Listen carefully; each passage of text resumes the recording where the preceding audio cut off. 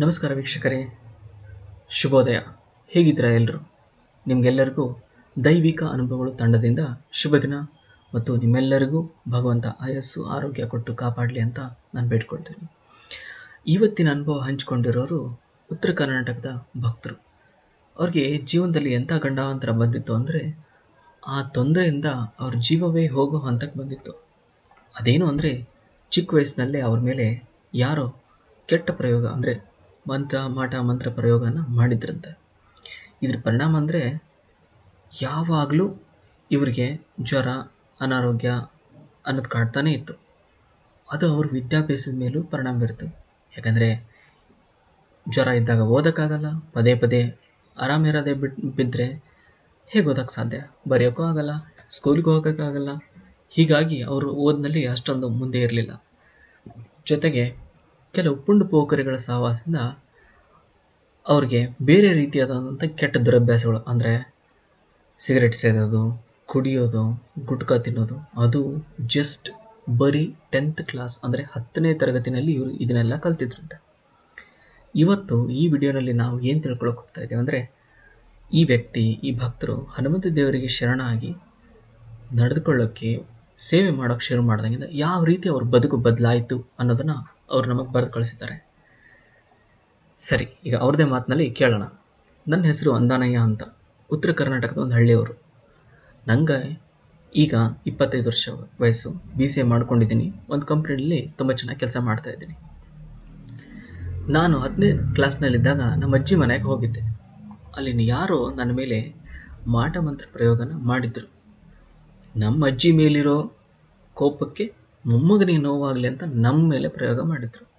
ಆದ್ದರಿಂದ ನನ್ನ ಸಂಪೂರ್ಣ ಆರೋಗ್ಯ ಹಾಳಾಗಿ ಹೋಗಿತ್ತು. ಯಾವಾಗ ನೋಡಿದರೂ ಆರಾಮಾಗಿ ಜಾಲಿಯಾಗಿ ಸುತ್ತಾಡಿಕೊಂಡು ಧೈರ್ಯವಾಗಿ ಓಡಾಡ್ತಂತ ಇರೋ ವ್ಯಕ್ತಿ ಯಾವಾಗಲೂ ಭಯ ಪಟ್ಕೊಂಡು ಒಂದು ಮೂಲೆಯಲ್ಲಿ ಬೀಳೋ ಹಾಗಾಗಿತ್ತು. ಇದೇ ಇವ್ರಿಗೆ ಓದಿನ ಮೇಲೆ ಪರಿಣಾಮ ಬೀರೋಕ್ಕಾಗಿರೋ ಘಟನೆ. ಅಚಾನಕ್ಕಾಗಿ ಓದೋಕ್ಕೆ ಇಂಟ್ರೆಸ್ಟ್ ಇಲ್ಲ, ಓದೋಕ್ಕಾಗ್ತಾಯಿಲ್ಲ. ಪುಸ್ತಕ ಹಿಡಿದ್ರೆ ನಿದ್ದೆ ಬರೋದು, ಯಾಕಾದರೂ ಪುಸ್ತಕ ಹಿಡ್ಕೊಂಡಿದ್ದೋ ಅಂತ ಅನಿಸೋದು. ಯಾರಾದರೂ ಕರೆದ್ರೆ ಸಾಕು ಹೋಗೋದು, ಆಟ ಆಡೋದು. ಯಾವಾಗಲೂ ಆಲಸಿಯಾಗಿರ್ತಿದ್ದೆ. ಇವಾಗಲೇ ಇಂಥ ಟೈಮಲ್ಲೇ ಬೇರೆ ಫ್ರೆಂಡ್ಸು ಸೇರಿ ಸಿಗರೇಟ್ ಸೇದೋದು, ಗುಟ್ಕಾ ತಿನ್ನೋದು ಕಲಿಯೋಕ್ಕೆ ಶುರು ಮಾಡಿಸಿದ್ರು. ಅಪ್ಪ ಅಮ್ಮನಿಗೋ ವಿಪರೀತ ಸಿಟ್ಟು. ಇದೇನಿದು, ಇಷ್ಟು ಚೆನ್ನಾಗಿ ಓದ್ತಾ ಇದ್ದಂಥ ಹುಡುಗ ಸಡನ್ನಾಗಿ ಈ ರೀತಿ ಚೇಂಜ್ ಆಗಿ ಹೋಗಿದ್ದಾನೆ ಮತ್ತು ನಮ್ಮಮ್ಮ ಪ್ರತಿದಿನ ಬೈಯೋರು. ಏನಾದರೂ ಕೆಟ್ಟ ದೃಷ್ಟಿ ಬಿದ್ದು ಹೀಗೆ ಆಗಿದ್ದೀನಿ ಅಂತ ಪ್ರತಿ ರಾತ್ರಿ ಅಪ್ಪ ಏನು ಮಾಡ್ತಾಯಿದ್ದಾರೆ ಅಂದರೆ ದೃಷ್ಟಿ ತೆಗೆಯೋದು, ಅದನ್ನು ಹೊರಗೆ ಹಾಕಿ ಬರೋದು, ಈ ರೀತಿ ನಡೀತಾ ಇತ್ತು. ಇಷ್ಟೆಲ್ಲ ಮಾಡಿದ್ರು ನನ್ನ ಮೇಲೆ ಯಾವ ಪರಿಣಾಮವೂ ಆಗಲೇ ಇಲ್ಲ. ಕಡೆಗೆ ನಮ್ಮ ಅಮ್ಮನಿಗೆ ಪರಿಚಯ ಇರೋರು ಯಾರೋ ಒಬ್ಬರು ಒಂದು ಮಠದ ಬಗ್ಗೆ ಅವರಿಗೆ ಇನ್ಫಾರ್ಮೇಷನ್ ಕೊಟ್ಟರು, ಮಾಹಿತಿ ಕೊಟ್ಟರು. ಅಮ್ಮ ಅಪ್ಪ ನನ್ನನ್ನು ಅಲ್ಲಿ ಕರ್ಕೊಂಡು ಹೋಗಿ ಅಲ್ಲಿ ಸ್ವಾಮಿಗಳಿಗೆ ನನ್ನನ್ನು ಮೀಟ್ ಮಾಡಿಸಿದ್ರು. ಅವರಿಗೆ ನಡೆದಿರೋದೆಲ್ಲ ಹೇಳಿದರು. ಅದಾದಮೇಲೆ ಸ್ವಾಮಿಗಳು ನನ್ನ ಅವ್ರ ಹತ್ರ ಕರೆಸ್ಕೊಂಡು ನನ್ನ ಮೇಲೆ ತುಳಸಿ ನೀರು ಮತ್ತು ತೀರ್ಥನ ಪ್ರೋಕ್ಷಣೆ ಮಾಡಿ ಸ್ವಲ್ಪ ಹೊತ್ತು ಕೂತ್ಕೊ ಅಂತ ಹೇಳಿದರು.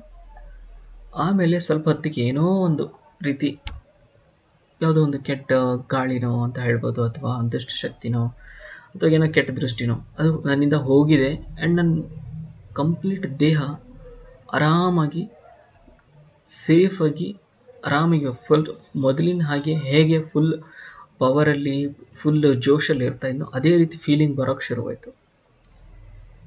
ಅವರು ಒಂದು ತುಳಸಿ ಮಾಲೆ ಕೊಟ್ಬಿಟ್ಟು ಅದನ್ನು ಶ್ರೀರಾಮ ಹನುಮಂತನ ದೇವರನ್ನು ನೆನೆಸ್ಕೊ ಅಂತ ನನಗೆ ಹೇಳಿ ನನ್ನ ಕೊರಳಿಗೆ ಹಾಕಿದರು. ಜೊತೆಗೆ ಇನ್ಮೇಲೆ ನೀನು ಪ್ರತಿದಿನ ಹನುಮಾನ್ ಚಾಲೀಸ ಹೇಳ್ಕೊಳ್ಬೇಕು. ಅದು ಪ್ರತಿದಿನ ಬೆಳಗ್ಗೆ ಬ್ರಹ್ಮ ಮುಹೂರ್ತದಲ್ಲಿ ಎದ್ಕೊಂಡು ಸ್ನಾನ ಮಾಡಿ ಹನುಮಾನ್ ಚಾಲೀಸ ಹೇಳಿಕೊಂಡು ಮುಗಿದಾದ್ಮೇಲೆ ಹನುಮಂತನ ಗುಡಿಗೆ ಹೋಗಿ ಬಾ ಅಂತ ಹೇಳಿದರು. ಆಯಿತು, ಮನೆಗೆ ಬಂದು ಇದನ್ನು ಪಾಲಿಸೋಕ್ಕೆ ಶುರು ಮಾಡಿದ ಮೇಲೆ ತುಂಬಾ ಬದಲಿದೆ. ಮೊದಲಾದರೆ ಕುಡಿಯೋದು, ಸಿಗರೇಟ್ ಸೇದೋದು, ಗುಟ್ಕಾ ತಿನ್ನೋದು ಹೀಗೆಲ್ಲ ಮಾಡಿ ನನ್ನ ಆರೋಗ್ಯ ಹಾಳಾಗಿತ್ತು. ಟೆನ್ಷನ್ ಆಗಿ ವಿಪರೀತ ತೆಳ್ಳಗಾಗಿದ್ದೆ. ಆದರೆ ಸ್ವಾಮಿಗಳು ಹೇಳಿದ ಹಾಗೆ ಮಾಡೋಕ್ಕೆ ಶುರು ಮಾಡಿದ ಮೇಲೆ ಒಂದು ವಾರ ಸಹ ಆಗಿರಲಿಲ್ಲ, ಮತ್ತೆ ಆರೋಗ್ಯ ಮೊದಲಿನಂತೆ ಚೆನ್ನಾಗಾಯಿತು. ಮನಸ್ಸು ಯಾವಾಗಲೂ ಪಾಸಿಟಿವ್ ಆಗಿ ಒಳ್ಳೆಯ ಯೋಚನೆಗಳನ್ನು ಯೋಚಿಸೋಕ್ಕೆ ಶುರುವಾಯಿತು. ಕುಡ್ತದ್ದು ಫ್ರೆಂಡ್ಸು ದೂರ ಆದರು. ಅವ್ರಿಗೆ ಹೇಳಿದೆ, ನನಗೆ ದಯವಿಟ್ಟು ನನ್ನ ಹೇಳ್ಬೇಡಿ ಅಂತ. ಅವ್ರ ಜೊತೆ ಹೇಗೋ ಮಾಡಿ ಅವ್ರನ್ನ ದೂರ ಇಟ್ಟೆ. ಅಥವಾ ನಾನು ದೂರ ಇಟ್ಟೆ ಅನ್ನೋದಕ್ಕಿಂತ ಅವರಾಗಲೇ ದೂರ ಆಗುವಂಥ ಪ್ರಸಂಗಗಳು ಎದುರಾಗಿ ಕೆಟ್ಟದ್ದು ನನ್ನ ಜೀವನದಿಂದ ತನ್ನಿಂತಾನೇ ದೂರ ಹೋಗೋಕ್ಕೆ ಶುರುವಾಯಿತು. ಹೀಗೆ ಜೊತೆಗೆ ನಾನೇನು ಮಾಡ್ತಾ ಇದ್ದೆ ಅಂದರೆ, ಪ್ರತಿದಿನ ಹನುಮಂತ ದೇವರ ಗುಡಿಗೆ ಹೋಗಿ ತುಪ್ಪದ ದೀಪ ಹಚ್ಚಿ ಬರೋದು, ಹನುಮಾನ್ ಚಾಲೀಸ ಓದೋದು, ಇದೆಲ್ಲ ಮಾಡ್ತಾ ಇದ್ದೆ. ಇದೆಲ್ಲ ಮಾಡೋದ್ರಿಂದ ಟೆನ್ಷನ್ನು ಎಲ್ಲೋ ಓಡಿ ಹೋಗಿತ್ತು. ಫುಲ್ ವಿಶ್ವಾಸ, ಪಾಸಿಟಿವಿಟಿ ನನ್ನ ಜೀವನದಲ್ಲಿ ಯಾವಾಗಲೂ ತುಂಬಿಕೊಂಡಾಯಿತು. ಯಾವಾಗ ಮಾರುತಿರಾಯನ ಕೃಪೆ ನನ್ನ ಮೇಲೆ ಬಂತೋ, ಹಾಗೆ ನಮ್ಗೆ ಇನ್ನೊಂದು ವಿಷಯ ತಿಳಿದು ಬಂತು. ಯಾರು ಇದನ್ನು ಮಾಡಿಸಿದ್ರು, ಅಜ್ಜಿ ಸಿಟ್ಟಿರೋರು ಯಾರು, ಯಾಕೆ ಅವ್ರು ಮಾಡಿದರು, ಅದು ಕೂಡ ಗೊತ್ತಾಯಿತು. ಆಮೇಲೆ ಮೊದಲಾದರೆ ಮನೆಯಲ್ಲಿ ಒಬ್ಬನೇ ಇರೋಕ್ಕೂ ಸಹ ಹೆದರುತ್ತಾ ಇದ್ದೆ. ಈಗ ಆರಾಮಾಗಿ ಎಲ್ಲಾದರೂ ಒಬ್ಬನೇ ಹೋಗಿ ಬರ್ತೇನೆ. ಪ್ರತಿದಿನ ತಪ್ಪದೆ ಬೆಳಗ್ಗೆ ಮತ್ತು ಸಂಜೆ 7 ಸಾರಿ ಹನುಮಾನ್ ಚಾಲೀಸ ಹೇಳ್ಕೊಂಡು ಬರ್ತಾ ಇದ್ದೀನಿ. ನಿಜವಾಗ್ಲೂ ನನ್ನ ಜೀವನ ತುಂಬಾ ಬದಲಾಗಿದೆ. ಇದು ನನ್ನ ಜೀವನ ಫ್ರೆಂಡ್ಸ್. ಇದರಿಂದ ನಿಮಗೆ ಯಾವುದಾದ್ರೂ ಒಳ್ಳೆ ಪಾಯಿಂಟ್ಗಳು, ಒಳ್ಳೆ ಕಾರಣಗಳು, ಸಂಗತಿಗಳು ಅಂತ ಇದ್ದರೆ ನಿಮ್ಮಲ್ಲೂ ಅಳವಡಿಸ್ಕೋಬೋದು. ನಿಮ್ಗೆ ಒಳ್ಳೆಯದಾಗಲಿ ಅಂತ ಥ್ಯಾಂಕ್ಸ್ ಹೇಳ್ತೀನಿ. ಗೆಳೆಯರೆ, ಈ ಒಂದು ಜೀವನದ ಅನುಭವದಿಂದ ನಿಮ್ಗೆ ಹೇಳೋದೇನೆಂದರೆ, ಯಾವ ವ್ಯಕ್ತಿ ಮೇಲೆ ಕೆಟ್ಟ ಪ್ರಯೋಗಗಳು ಆಗಿ ಎಲ್ಲ ದುಷ್ಟ ಸಂಗತಿಗಳನ್ನು ಕಲಿತಿದ್ನೋ ಆ ವ್ಯಕ್ತಿ ಏನೇನು ಕಷ್ಟ ಅನುಭವಿಸಿದ್ನೋ ಅದು ಅವನಿಗೆ ಗೊತ್ತು. ಆದರೆ ಹನುಮಂತ ದೇವರ ಧ್ಯಾನ ಮತ್ತು ಸೇವೆ ಅವನ ಜೀವನದಲ್ಲಿ ಬಂದ ಮೇಲೆ ಇವತ್ತು ಅವನು ಒಬ್ಬ ಒಳ್ಳೆಯ ಯಶಸ್ವಿ ವಿದ್ಯಾರ್ಥಿಯಾಗಿ, ವ್ಯಕ್ತಿಯಾಗಿ ಮತ್ತು ಈಗ ಉದ್ಯೋಗ ಮಾಡ್ತಾ ಇದ್ದಾರಂತೆ. ಇಂಥ ಒಳ್ಳೆಯ ಕಥೆಗಳನ್ನು ಕೇಳೋದಕ್ಕೋಸ್ಕರ, ಅನುಭವಗಳನ್ನು ಹಂಚಿಕೊಳ್ಳೋದಕ್ಕೋಸ್ಕರ ನಮ್ಮ ಜೊತೆ ಸೇರಿ, ಹಾಗೆ ನಿಮ್ಮೆಲ್ಲರಿಗೂ, ನಿಮ್ಮ ಕುಟುಂಬದ ಎಲ್ಲ ಸದಸ್ಯರಿಗೂ ಈ ವಿಡಿಯೋಗಳನ್ನು ಸ್ನೇಹಿತರಿಗೆ ಶೇರ್ ಮಾಡಿ. ಈ ಥರ ಎಲ್ಲದೇ ಅನುಭವಗಳನ್ನು ಕಂಡು ಬಂದರೆ ನಮ್ಮ ಮೇಲ್ ಐಡಿಗೆ ಕಳಿಸ್ಕೊಡಿ. ಮರೆಯದೆ ನಮ್ಮ ಚಾನಲ್ನ ಸಬ್ಸ್ಕ್ರೈಬ್ ಮಾಡ್ಕೊಳ್ಳಿ, ಲೈಕ್ ಮಾಡಿ ಮತ್ತು ಎಲ್ರಿಗೂ ಹಂಚ್ಕೊಳ್ಳಿ ಅಂತ ಹೇಳ್ತಾ ಈ ವಿಡಿಯೋನ ಲೈಕ್ ಮಾಡಿ. ಮತ್ತೆ ಸಿಗೋಣ ನಾಳೆಯ ಇನ್ನೊಬ್ಬ ಭಕ್ತರ ಅನುಭವದೊಂದಿಗೆ. ಜೈ ಶ್ರೀರಾಮ್.